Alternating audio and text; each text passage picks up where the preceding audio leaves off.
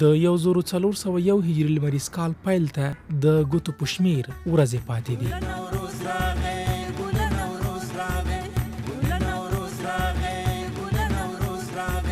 جشن جمشیدی ما شاد و گل افروز آمد، هلا نوروز آمد، هلا نوروز آمد.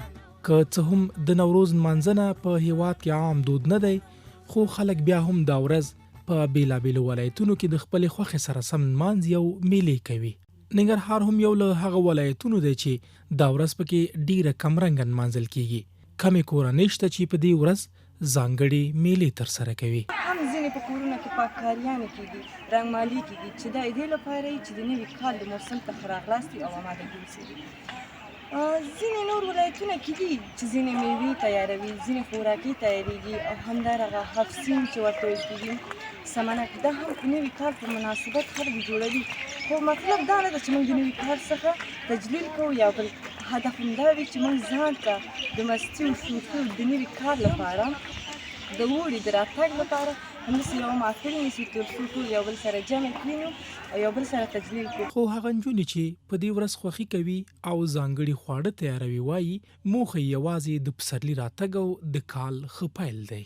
تاسو پوهیږئ د نوي کال ورځ په افغانستان کې نه لمانځل کیږي او دا د اسلام له نظره هم حرامه ده، خو د افغانستان خلک یې په دې باور لمانځي چې دا د کال لومړۍ ورځ ده او په دې ورځ کې خوښۍ کوي، ځکه که په دې ورځ کې یا د کال په لومړۍ ورځ کې خوښي وکړي نو د کال وروستۍ ورځ پورې به همدا خوښي دوام ولري.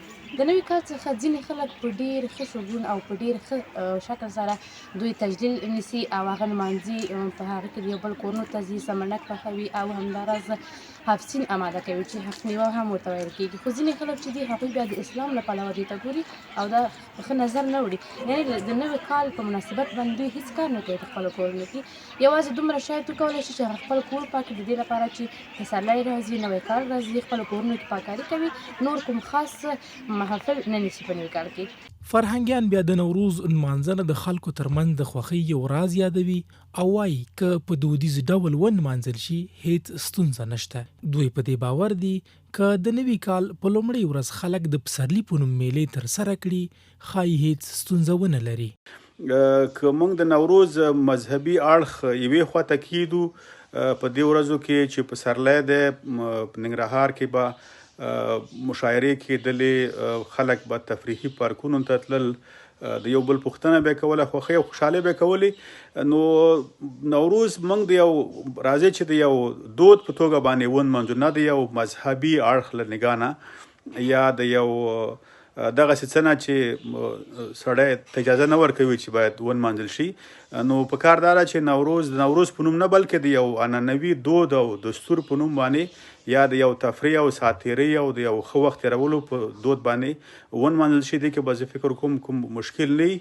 ځینې دیني عالمان که څه هم د نوروز نمانځنه حرام او د شریعت خلاف کړنه بولي، خو یو شمېر د دې ورځې نه د سنتي او فرهنګي جشن په توګه نمانځنه بدکار نه یادوي.